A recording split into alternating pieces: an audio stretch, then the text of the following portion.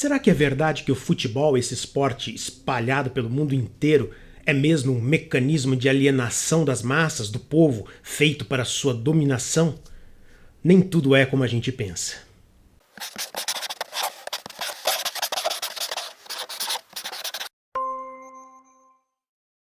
Senhoras e senhores, eu quero mostrar para vocês este livro aqui, chamado A Loucura do Futebol, que eu li faz tempo, tem a data aqui. Eu comprei em 1989, era um adolescente e gostava bastante de esportes. A capa é horrível, mas o conteúdo é muito interessante. A autora é uma socióloga norte-americana chamada Janet Lever. O livro é, na verdade, uma tese acadêmica que resultou de um grande estudo que a autora fez no final da década de 1970 sobre o impacto social do futebol no Brasil.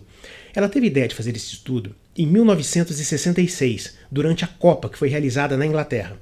Ela nunca tinha ouvido falar de Copa do Mundo, nem visto uma partida de futebol profissional.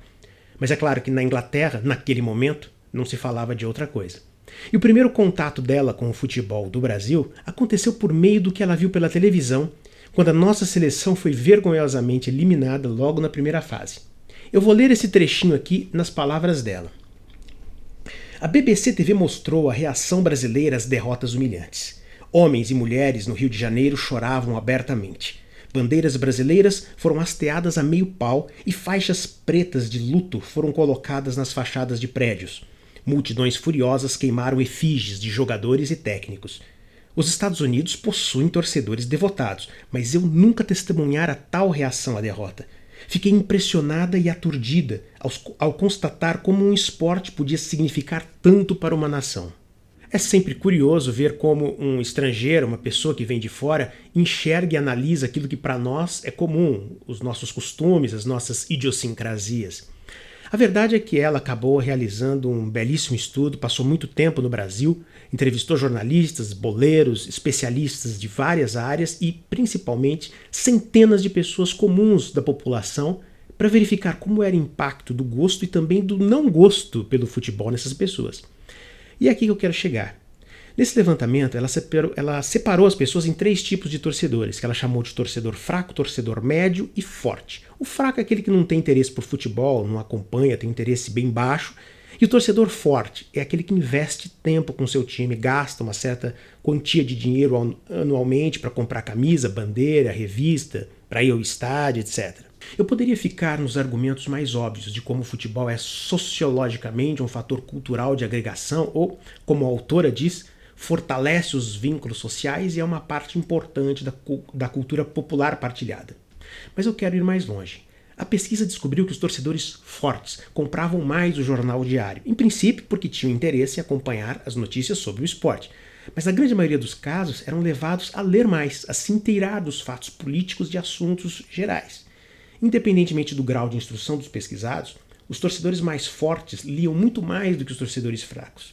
E eram claramente mais aptos a responder sobre o conhecimento de outros assuntos, como, por exemplo, saber o que era a Itaipu ou Transamazônica, assuntos muito relevantes da época, além de reconhecer as fotos de políticos e de artistas. Ou seja, de um modo geral, eram mais alienados aqueles que não acompanhavam o futebol. Não, a autora não estava desatenta. Ela admite que as vitórias da seleção brasileira na época proporcionavam oportunidades de propaganda para o regime militar. E também reconhece que o esporte pode levar a episódios de violência e que algumas pessoas podem abusar do escapismo. Mas é claro, tudo aquilo que tem grande alcance entre as pessoas acaba podendo ser explorado de forma negativa. Porém, também pode ser explorado de forma positiva.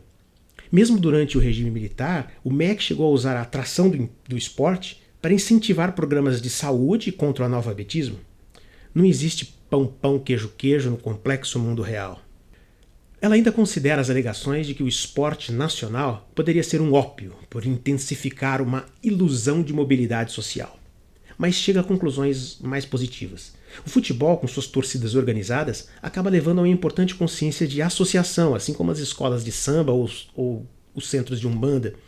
Vamos lembrar que naquela época as torcidas organizadas eram pacíficas e destinadas a prestigiar os times, não as gangues violentas que hoje usam o futebol apenas como um subterfúgio. Finalmente, uma palavra minha que não está neste livro. Entendo que não devemos encarar tudo exclusivamente pelo seu caráter econômico ou social. O futebol, como outras atividades esportivas ou mesmo recreativas, permite a experiência da beleza. Enquanto a prática do esporte traz benefícios para a saúde, a exibição dos atletas profissionais é comparável a uma performance de arte popular. Assistimos a um jogo de futebol para admirar a destreza daqueles personagens e isso nos traz alegria, traz o entusiasmo que vamos usar como combustível para as nossas conquistas do dia a dia. Até a próxima!